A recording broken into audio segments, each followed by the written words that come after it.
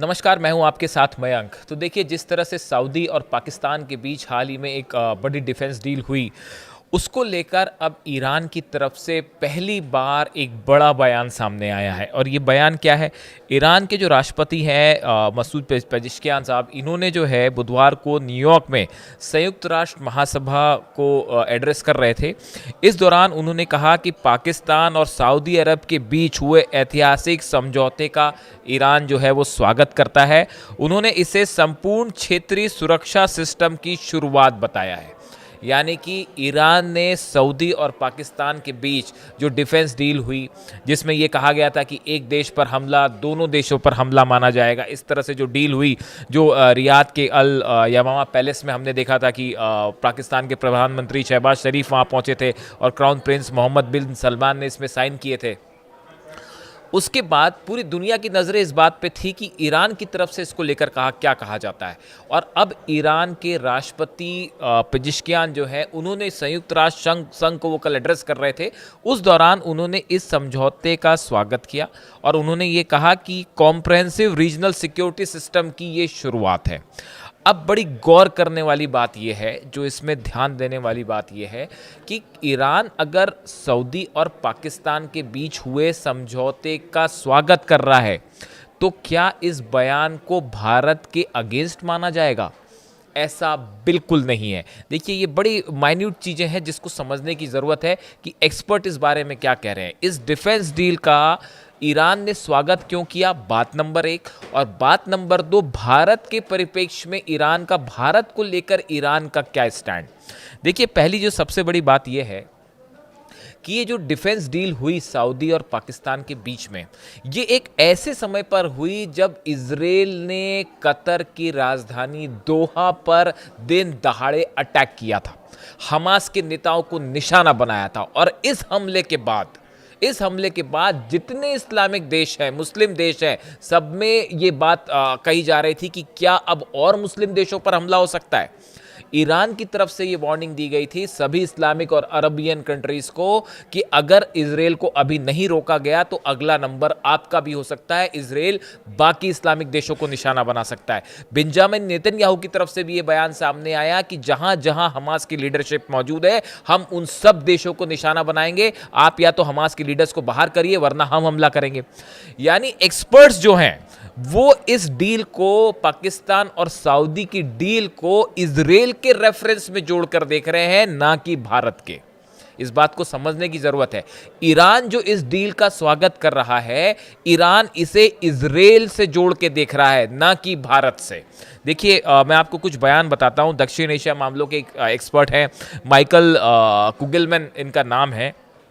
इन्होंने अपनी राय रखी। ये एक साउथ एशिया मामलों के बड़े एक्सपर्ट हैं।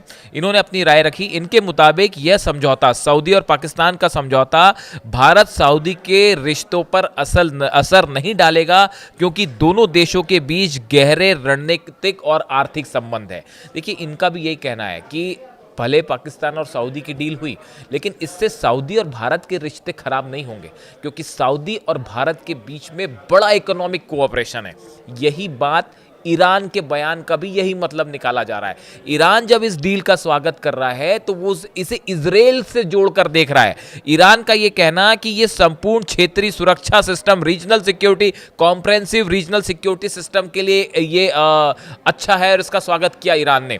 असल में ईरान की तरफ से प्रस्ताव आया था कि ईरान का ये कहना था कि इजराइल को रोकने के लिए एक नेटो जैसा संगठन बनाया जाना चाहिए, जिसमें सब मुस्लिम देश शामिल हों। ये कोशिश सबसे पहले ईरान की तरफ से शुरू की गई। जो हाल ही में अरेबियन देशों की, इस्लामिक देशों की बैठक हुई, ओआईसी की बैठक हुई, इसमें भी ईरान ने ये बात कही कि एक ऐसा संगठन बने जिसमें सब मुस्लिम देश शामिल हों, ताकि अगर अमेरिका या इजराइल की तरफ से कोई हमला होता है तो उसका मिल के मुकाबला किया जाए। और ईरान ने ये जो डील हुई, इसको उसी रेफरेंस में जोड़ के देखा है। यानी ईरान का बयान भी भारत के संबंध में नहीं है। ईरान और भारत के संबंध पिछले कुछ दिनों में, कुछ महीनों में बहुत मजबूत हुए हैं। ये कैसा हुआ, क्यों हुआ, ये भी मैं आपको बताऊंगा। लेकिन फिलहाल ईरान का जो ये बयान है, वो इजराइल के रेफरेंस में देखा जा रहा है। देखिए, इसके अलावा जो मैंने कुलिगमैन का जिक्र किया, साउथ एशिया के जो एक्सपर्ट हैं, इन्होंने एक और बात कही है। भारत का सऊदी अरब के साथ करीबी रिश्ता है। सऊदी अरब इस रक्षा समझौते को भारत सऊदी संबंधों के बीच नहीं आने देगा। ये एक बड़ा बयान आया। इनका ये कहना है कि जो पाकिस्तान और सऊदी की डील हुई, इससे सऊदी और भारत के रिश्तों पर कोई खास असर नहीं पड़ेगा, क्योंकि आप देखिए ना सिर्फ स्ट्रैटेजिक रूप से बल्कि व्यापार के लेवल पे, इकॉनमी के लेवल पे, ट्रेड के लेवल पे सऊदी जो है एक बड़ा पार्टनर है भारत का। इसलिए पाकिस्तान के साथ जब सऊदी डील करता है, किसी तरह का समझौता होता है और ख़ास तौर पर डिफेंस डील होती है, तो इन हालात में जब कतर में दोहा पर हमला हुआ, इसका कनेक्शन इजराइल के साथ था। इजराइल को रोकने के लिए ये समझौता है, इजराइल से इसका सीधा कंसर्न है, ना कि भारत से। देखिए ये जो पूरी डील हुई, इसको लेके भारत का क्या स्टैंड था, ये भी समझना होगा। भारत ने इस रक्षा समझौते पर आधिकारिक प्रतिक्रिया देते हुए कहा था कि भारत अपने देश के नेशनल इंटरेस्ट की रक्षा करेगा। जो पाकिस्तान और सऊदी के बीच में डील हुई, इसको लेकर भारत की तरफ से कहा गया कि भारत अपने नेशनल इंटरेस्ट की रक्षा करेगा और हर हालत में हम अपना नेशनल इंटरेस्ट जो है वो उसकी रक्षा करेंगे। विदेश मंत्रालय के प्रवक्ता रणधीर जायसवाल ने कहा कि भारत सऊदी रणनीतिक साझेदारी मजबूत है और नई दिल्ली को उम्मीद है कि सऊदी अरब भी आपसी हितों और संवेदनशीलताओं का ध्यान रखेगा। भारत की इस तरफ से कहा कि हमारे सऊदी से रिश्ते अच्छे मजबूत हैं, स्ट्रैटेजिक पार्टनरशिप है और सऊदी भी इसका सम्मान करेगा। यानी देखिए ये जो एक्सपर्ट्स बता रहे हैं कि ये जो डील हुई सऊदी और पाक की, इस पाकिस्तान के साथ इस डील को, सऊदी और पाकिस्तान की डील को इजराइल के रेफरेंस में देखा जा रहा है, खासकर कतर पर हमले के बाद। और ईरान का बयान भी इसी संबंध में आया है। आप देखिए पिछले कुछ समय में भारत और ईरान के रिश्ते बहुत मजबूत हुए।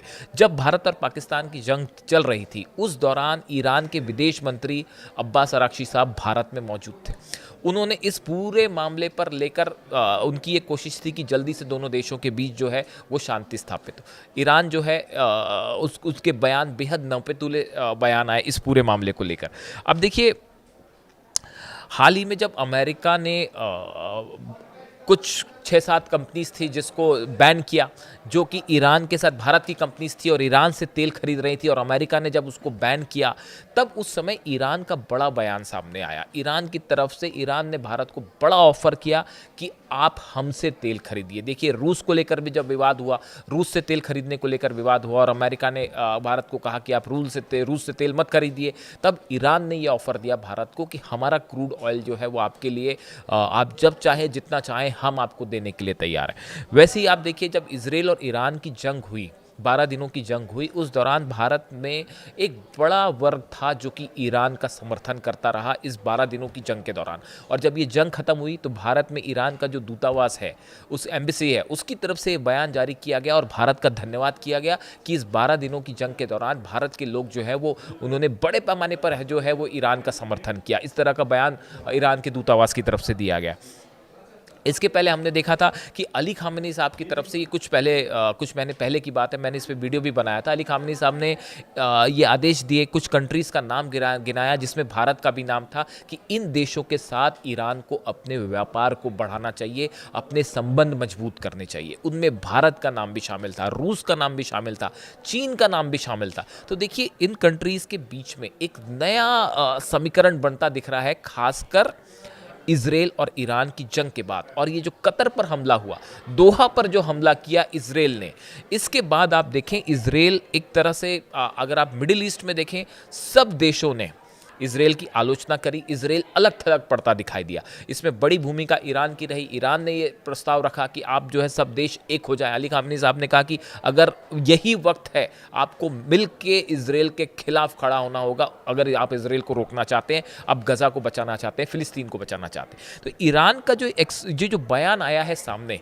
जो सऊदी और पाकिस्तान की डील को लेकर है, और ईरान इसका स्वागत कर रहा है। असल में ईरान इसे उस बड़े कोऑपरेशन से जोड़ के देख रहा है जो इजराइल को रोकने के लिए या अमेरिका को रोकने के लिए एक नेटो की तरह संगठन बनाने की बात ईरान कर रहा है, उससे जोड़ के देख रहा है, ना कि भारत से। यही बात सऊदी को लेकर भी कही जा रही है कि सऊदी कभी इस डील को भारत और अपने संबंधों के बीच में नहीं आने देगा, क्योंकि सऊदी और भारत के संबंध भी मजबूत हैं और ईरान और भारत के संबंध भी बहुत तेजी से मजबूत हुए हैं। आप देखिए सऊदी और ईरान के बीच कई मुद्दों को लेकर लंबे समय तक आपस में विवाद रहा। दोनों एक दूसरे के अगेंस्ट खड़े दिखाई दिए। लेकिन चीन की वजह से दोनों के फिर से बायलैटरल टॉक्स शुरू हुए, बायलैटरल रिलेशन शुरू हुए। और अब जो है इस मुद्दे पर ईरान जो है वो कई मुद्दों पर ईरान ने सऊदी के साथ बातचीत शुरू की है, ये कहते हुए कि मुस्लिम देशों को एक साथ होना चाहिए अगर इजराइल को जवाब देना है तो। इसलिए ईरान का ये जो स्टैंड है, जो सऊदी और पाकिस्तान की डील का ईरान ने स्वागत किया, इसको बड़े सारे एक्सपर्ट इजराइल से जोड़ के देख रहे हैं, ना कि भारत के साथ। ये एक बड़ा एनालिसिस है इस पूरे मैटर का। इससे जुड़ी जो भी जानकारी होगी हम आप तक पहुंचाएंगे। Thank you so much.